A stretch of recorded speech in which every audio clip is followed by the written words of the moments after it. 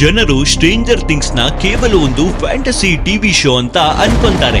ಆದರೆ ವಾಸ್ತವದಲ್ಲಿ ಇದೊಂದು ಸತ್ಯ ಘಟನೆ ಆಧಾರಿತ ಟಿವಿ ಶೋ.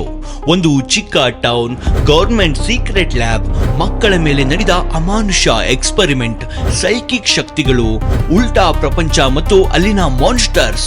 ಒಂದು ಕಾಲದಲ್ಲಿ ಅಮೆರಿಕದ ಮಿಲಿಟರಿ ಬೇಸ್ ಆಗಿದ್ದ ಜಾಗದಲ್ಲಿ ನಡೆದ ಭಯಾನಕ ಎಕ್ಸ್ಪರಿಮೆಂಟ್ ಹಾಗೂ ಅದರಿಂದಾದ ದುರಂತ ಅವಘಡಗಳು ಮತ್ತು ವೈಜ್ಞಾನಿಕ ಜಗತ್ತನ್ನೇ ಕಂಪಿಸುವಂತೆ ಮಾಡಿದ ಮನುಷ್ಯನ ದುರಾಸೆಯ ಕತೆ.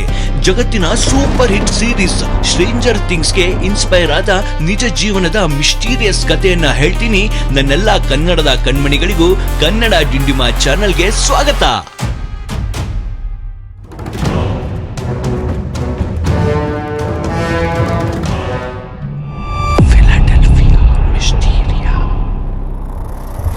ಈ ಕತೆ ಚಿಗುರೊಡೆಯೋಕೆ ಶುರುವಾಗಿದ್ದು 1943, ಎರಡನೇ ವರ್ಲ್ಡ್ ವಾರ್ ಸಮಯ. ಜರ್ಮನಿ ತನ್ನ ಪ್ರಬಲವಾದ ನೌಕಾಪಡೆಯೊಂದಿಗೆ ಶತ್ರು ವಿಮಾನಗಳನ್ನ, ನೌಕೆಗಳನ್ನ ಧ್ವಂಸ ಮಾಡ್ತಾ ಇರುತ್ತೆ. ಇದನ್ನ ಗಮನಿಸಿದ ಅಮೆರಿಕ ಸೇನೆ ಹಾಗೂ ಅಲ್ಲಿನ ರಿಸರ್ಚ್ ಟೀಮ್ ಒಂದು ಎಕ್ಸ್ಪೆರಿಮೆಂಟ್ ಮಾಡೋಕೆ ನಿರ್ಧಾರ ಮಾಡ್ತಾರೆ. ಅದು ಅಂತಿಂತ ಎಕ್ಸ್ಪೆರಿಮೆಂಟ್ ಅಲ್ಲ. ಜರ್ಮನಿಯ ಕಡಲ ರೇಡಾರ್ಗೆ ಸಿಗದಂತೆ USS ಎಲ್ರಿಡ್ಜ್ ಎಂಬ ಹಡಗನ್ನು ಎಲೆಕ್ಟ್ರೋಮ್ಯಾಗ್ನೆಟಿಕ್ ಫೀಲ್ಡ್ ಸಹಾಯದಿಂದ ನಿಂತ ಜಾಗದಲ್ಲೇ ಮಾಯವಾಗಿಸೋ ಎಕ್ಸ್ಪೆರಿಮೆಂಟ್. ಇದಕ್ಕೆ ನಿಕೋಲಾ ಟೆಸ್ಲಾ ಹಾಗೂ ಆಲ್ಬರ್ಟ್ ಐನ್ಸ್ಟೀನ್ ಕೂಡ ಕೈ ಜೋಡಿಸಿದ್ರು ಎಂಬ ವದಂತಿ ಕೂಡ ಇದೆ. ಹಡಗಿನ ಸುತ್ತಲೂ ಮ್ಯಾಗ್ನೆಟಿಕ್ ಫೀಲ್ಡ್ ನಿರ್ಮಿಸುತ್ತಾರೆ. ಎಕ್ಸ್ಪೆರಿಮೆಂಟ್ಗೆ ಜನರನ್ನು ತುಂಬಿದ ರಿಸರ್ಚ್ ಪಡೆಯೊಂದನ್ನು ಹಡಗಿನಲ್ಲಿ ಇರಿಸಿ ಎಕ್ಸ್ಪೆರಿಮೆಂಟ್ ಶುರು ಮಾಡ್ತಾರೆ. ಸ್ಟಾರ್ಟ್ ಬಟನ್ ಪ್ರೆಸ್ ಮಾಡ್ತಾ ಇದ್ದ ಹಾಗೆ ಹಸಿರು ಫಾಗ್ ಸೃಷ್ಟಿಯಾಗುತ್ತೆ. ನೋಡುತ್ತಿದ್ದಂತೆ ಹಡಗಿನ ಸುತ್ತ ಸುತ್ತಿಕೊಳ್ಳುತ್ತೆ. ಕಣ್ಮುಚ್ಚಿ ಬಿಡುವಷ್ಟರಲ್ಲಿ ಹಡಗು ಇದ್ದ ಜಾಗದಿಂದ ಹೌದು, ಅಲ್ಲಿ ನಿಂತುಕೊಂಡಿದ್ದ ಸಾವಿರಾರು ಅಮೆರಿಕನ್ ಸೇನೆಯವರ ಕಣ್ಣು ಮುಂದೆನೆ ಹಡಗು ಕ್ಷಣ ಮಾತ್ರದಲ್ಲಿ ಮಾಯವಾಗಿ ಬಿಡುತ್ತೆ. ಆದರೆ ಇವರ ಎಕ್ಸ್ಪೆರಿಮೆಂಟ್ ಉದ್ದೇಶ ಅದರ ಸುತ್ತಲೂ ಮಾಯವಾಗಿಸೋ ಪರದೆ ಸೃಷ್ಟಿ ಮಾಡೋದು. ಆದರೆ ವಾಸ್ತವದಲ್ಲಿ ಹಡಗು ನಿಜಕ್ಕೂ ಮಾಯವಾಗಿ ಬಿಟ್ಟಿರುತ್ತೆ. ಸ್ವಲ್ಪ ಸಮಯದ ಬಳಿಕ ವಿಸ್ಮಯ ಅನ್ನೋ ರೀತಿ ಮತ್ತೆ ಅದೇ ಜಾಗದಲ್ಲಿ ಪ್ರತ್ಯಕ್ಷ ಆಗಿಬಿಡುತ್ತೆ. ಆದರೆ ಹಿಂದಿರುಗಿದ ಹಡಗಿನಲ್ಲಿ ಯಾವುದು ಮೊದಲಿನ ಹಾಗೆ ಇರೋದಿಲ್ಲ. ಮ್ಯಾಗ್ನೆಟಿಕ್ ಫೀಲ್ಡ್ ಹೀಟ್ಗೆ ಅರ್ಧದಷ್ಟು ಜನ ಸತ್ತೋಗಿರ್ತಾರೆ. ಮತ್ತೆ ಇನ್ನೂ ಸ್ವಲ್ಪ ಜನ ಮಾನಸಿಕ ಸ್ಥಿಮಿತಿ ಕಳೆದುಕೊಂಡು ಹುಚ್ಚರಾಗಿರ್ತಾರೆ. ಕೆಲವರು ನೆಲ ಗೋಡೆಗಳನ್ನ ದಾಟುತ್ತಾ ಇರೋ ಹಾಗೆ ಮಧ್ಯದಲ್ಲೇ ಕರಗಿ ಸಿಕ್ಕಿ ಹಾಕಿಕೊಂಡಿರ್ತಾರೆ. ಅಲ್ಲಿದ್ದ ಯಾರಿಗೂ ಏನೂ ನೆನಪಿಗೆ ಬರ್ತಾ ಇರಲ್ಲ, ಅದೃಷ್ಟವಶಾತ್ ಒಬ್ಬನನ್ನ ಬಿಟ್ಟು. ಹೌದು, ಈತನ ಹೆಸರು ಎಡ್ವರ್ಡ್. ಇವನು ಹೇಳಿದ ವಿಷಯ ಕೇಳಿ ರಿಸರ್ಚ್ ಟೀಮ್ನವರು ದಿಗ್ಭ್ರಮೆಗೆ ಒಳಗಾಗ್ತಾರೆ. ಈತ ಹೇಳೋ ಪ್ರಕಾರ ಹಡಗು ಟೈಮ್ ಟ್ರಾವೆಲ್ ಮಾಡಿರುತ್ತೆ. ಅಂದ್ರೆ ಹಡಗು ಮಾಯವಾದ ಜಾಗದಿಂದ 320 ಕಿಲೋಮೀಟರ್ ದೂರದಲ್ಲಿದ್ದ ನಾರ್ಫೋಕ್ ಎಂಬ ಜಾಗಕ್ಕೆ ಹೋಗಿ ಬಂದಿರುತ್ತೆ. ವಿಷಯ ತಿಳಿದ ಸರ್ಕಾರ ತಬ್ಬಿಬ್ಬಾಗುತ್ತೆ. ಈ ಎಕ್ಸ್ಪೆರಿಮೆಂಟ್ ಇಂದ ಆದ ವಿಚಿತ್ರ ಸಾವು ನೋವು ನೋಡಿ ಅಂದೇ ಗೌರ್ಮೆಂಟ್ ಈ ವಿಷಯವನ್ನು ಯಾರಿಗೂ ತಿಳಿಯದಂತೆ ಮುಚ್ಚಿ ಹಾಕಿಬಿಡುತ್ತೆ. ಹಾಗೆ ಇದೇ ಎಕ್ಸ್ಪೆರಿಮೆಂಟ್ ನ ಲೆವೆಲ್ 2ಗೆ ಮುನ್ನುಡಿ ಹಾಡುತ್ತೆ.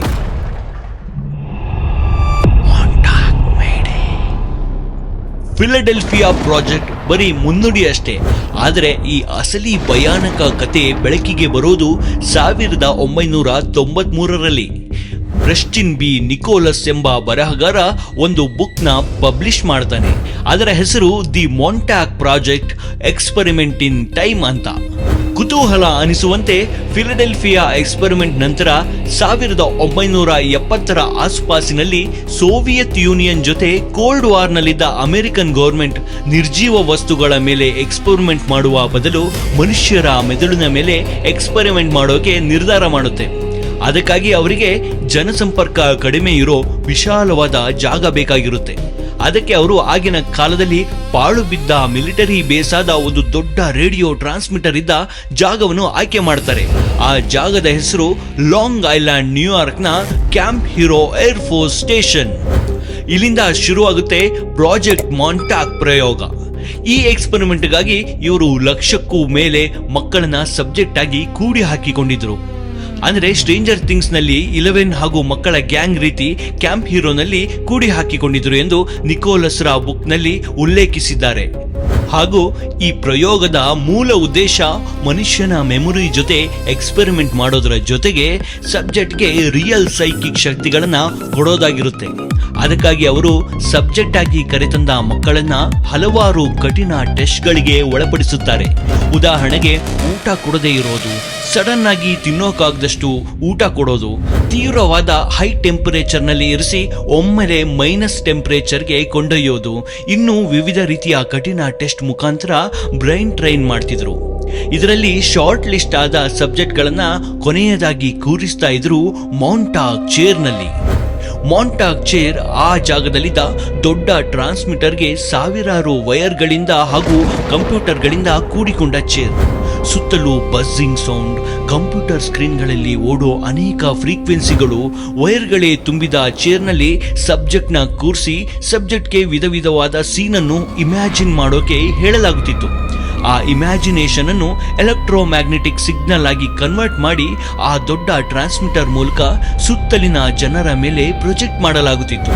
ಹಾಗೂ ಅದರಿಂದ ಜನರಲ್ಲಿ ಉಂಟಾಗುವ ಭ್ರಮೆ ಹಾಗೂ ನೆನಪುಗಳನ್ನು ಸಂಗ್ರಹಣೆ ಮಾಡಲಾಗುತ್ತಿತ್ತು. ಅಂದು ಆಗಸ್ಟ್ 12, 1983ರಲ್ಲಿ ಎಕ್ಸ್ಪೆರಿಮೆಂಟ್ನ ಮೇಜರ್ ಹಂತವಾಗಿ ಡಂಕನ್ ಕ್ಯಾಮರೋನ್ ಎಂಬ ಎಕ್ಸ್ಪೀರಿಯನ್ಸ್ಡ್ ವ್ಯಕ್ತಿಯನ್ನು ಕೂರಿಸಲಾಗುತ್ತೆ ಆ ಚೇರ್ ಮೇಲೆ. ಈ ವ್ಯಕ್ತಿಗೆ ಸಾಕಷ್ಟು ಟೆಸ್ಟ್ ನಡೆಸಿದ್ದರಿಂದ ಅವನ ಬ್ರೈನ್ ಆಲ್ರೆಡಿ ಸೈಕಿಕ್ ಶಕ್ತಿನ ಇಮ್ಯಾಜಿನ್ ಮಾಡೋಕೆ ಶುರು ಮಾಡಿರುತ್ತೆ. ರಿಸರ್ಚ್ ಟೀಮ್ ಡಂಕನ್ಗೆ ಇಮ್ಯಾಜಿನೇಷನ್ ಮಾಡುವಂತೆ ಸಿಗ್ನಲ್ ಕಳಿಸಿ ಫೋರ್ಸ್ ಮಾಡ್ತಾರೆ.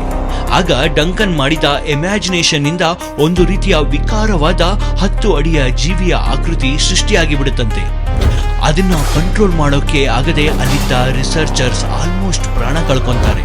ಹಾಗೂ ಅಚಾನಕ್ ಆಗಿ ಸೈಕಿಕ್ ಶಕ್ತಿ ಪಡೆದ ಡಂಕನ್ ಆ ಜಾಗದಲ್ಲಿ ಬೇರೆ ಪ್ರಪಂಚಕ್ಕೆ ಹೋಗುವ ಪೋರ್ಟಲ್ ದ್ವಾರ ತೆರೆದು ಆ ಕ್ರಿಯೇಚರ್ ಅನ್ನು ಅದರೊಳಗೆ ಕಳಿಸಿ ಅವನು ಕೂಡ ನಾಪತ್ತೆಯಾಗಿ ಬಿಡ್ತಾನೆ. ಆ ಕ್ಷಣದಿಂದ ಅದು ಕೇವಲ ಒಂದು ಫೇಲ್ಡ್ ಎಕ್ಸ್ಪೆರಿಮೆಂಟ್ ಆಗದೆ ಮಾನವನ ಕೈಯಿಂದ ತೆರೆದ ನರಕದ ಬಾಗಿಲಾಗಿ ಬದಲಾಗುತ್ತೆ ಎಂದು ಆ ಬುಕ್ನಲ್ಲಿ ಮೆನ್ಷನ್ ಮಾಡಲಾಗಿದೆ.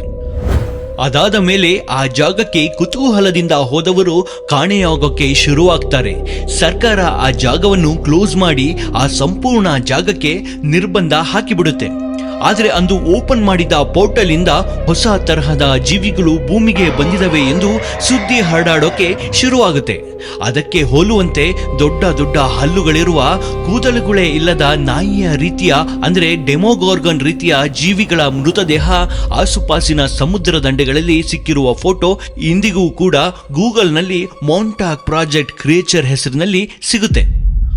ಅಂದಿನಿಂದ ಇಂದಿನವರೆಗೂ ಕ್ಯಾಂಪ್ ಹೀರೋ ಜನರಿಗೆ ಭಯ ಹುಟ್ಟಿಸುವ ಜಾಗವಾಗಿ ಮಾರ್ಪಾಟಾಗಿಬಿಡುತ್ತೆ.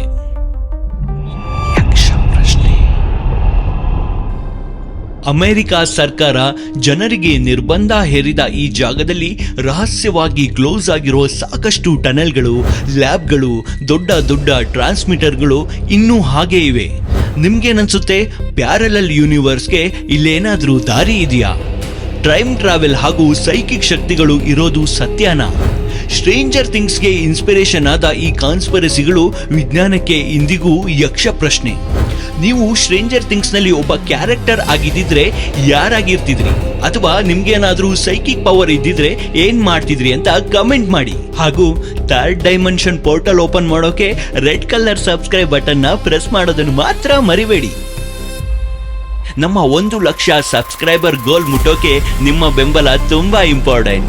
ಈ ವಿಡಿಯೋ ಇಷ್ಟ ಆಗಿದ್ರೆ ನಿಮಗೆ ಏನನ್ಸ್ತು ಅನ್ನೋದನ್ನ ದಯವಿಟ್ಟು ಕಾಮೆಂಟ್ ಮಾಡಿ. ಮತ್ತೆ ನಮ್ಮ ಚಾನೆಲ್ನ ಕತೆಗಳ ಮೇಲೆ ನೀವು ತೋರಿಸ್ತಿರೋ ಪ್ರೀತಿಗೆ ಥ್ಯಾಂಕ್ಸ್. ಹೀಗೆ ಲೈಕ್, ಶೇರ್, ಕಾಮೆಂಟ್ ಮಾಡ್ತಾ ಇರಿ, ಅದೇ ನಮಗೆ ಮೋಟಿವೇಶನ್.